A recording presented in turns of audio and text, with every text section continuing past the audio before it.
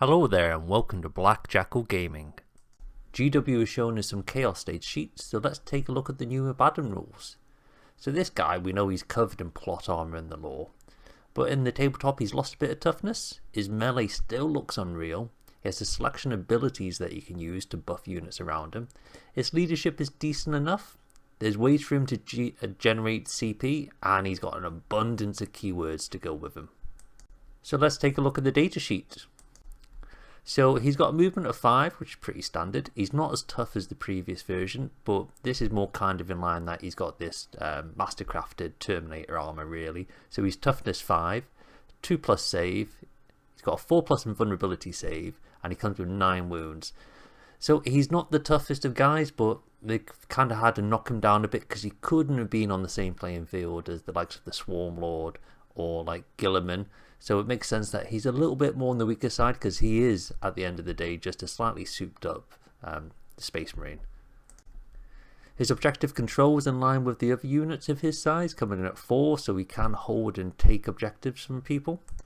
His leadership, again, is just okay, but I think they've gone down the design philosophy that everyone should have the ability to fail Battle Shock at some point. So they've made these bigger units have the ability to, every now and then fail them and not be quite as good as they should be.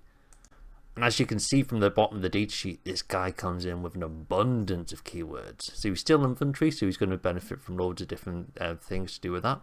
He is a leader, so he can join units and be protected that way and buff them through that.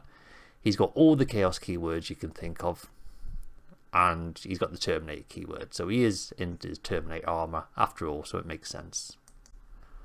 Now on to the weapons. So his range attack is just okay, it's as you would expect, it being more of like a storm bolter attached to his Talon of Horus. So it comes out at 4 attacks, ballistic skill 2, strength 5, -1 AP and 2 damage. This does have the sustained hits keyword for 1, so every hit for 6 will generate an additional hit. So melee is where Abaddon really lights up. So he's got 2 different profiles that he can use using the 2 separate weapons at his disposal. So the first one is Draconian, and that's 8 attacks, weapon skill 2, strength 14, -4 AP and damage 3. This is for your targets you really want to punch a hole in that are a little bit tougher than the others. His second option is the Talon of Horus. This is 14 attacks, weapon skill 2 again, strength 7, -3, damage 1. So this is what you want to use when you're hitting those more lighter targets such as Space Marines, Guardsmen and the likes of them. Now both profiles come with the devastating keyword.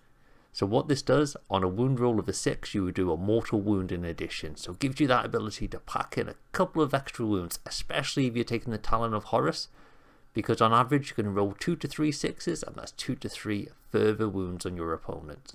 So you will just slay units of Guardsmen. Now Abby the baddie comes with a whole host of different abilities, so we'll go through them. So the first 2 is that he can deep strike, and being a leader he can join units.